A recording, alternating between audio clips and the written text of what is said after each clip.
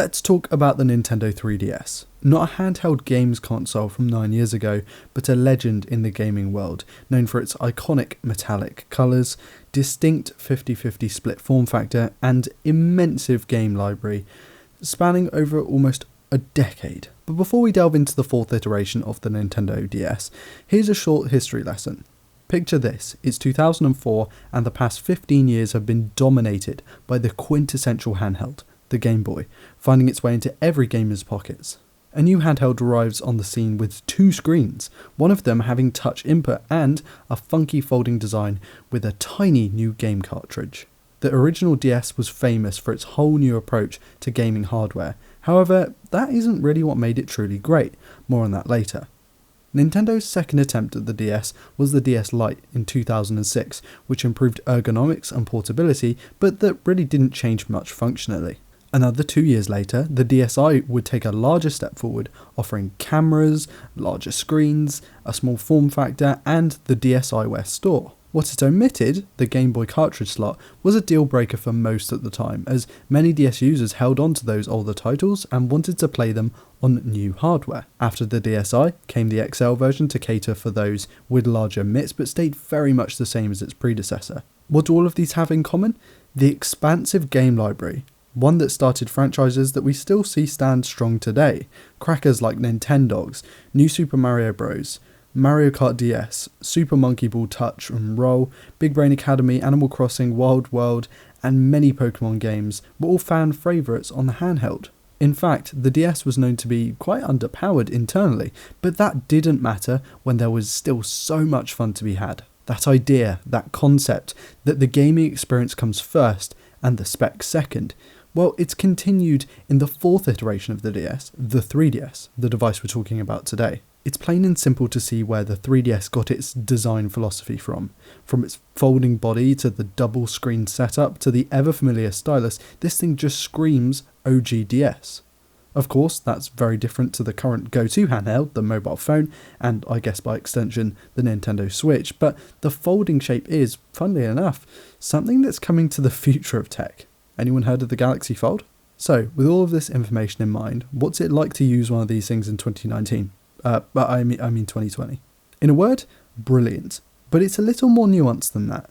See, it's now yet another thing to carry around. I've been so used to using my phone as my mobile source of gaming fun that I totally forgot that a discrete handheld required more pocket space. And you can forget about charging everything with one cable since the 3DS came with a unique charging connector. But then again, at least it has a headphone port. And you'll want to use that since the speakers are just a bit pants. I mean, you can call smartphone speakers rubbish all day long, but the small speakers have come on leaps and bounds in our smartphones in just the past few years. But I digress. Other limitations of 2011 technology include fairly poor battery life, the omission of Bluetooth, the use of a resistive touchscreen instead of a superior capacitive one, and an infamously and ironically headache-inducing 3D main display. There's a reason that 3D never caught on. It never really worked very well.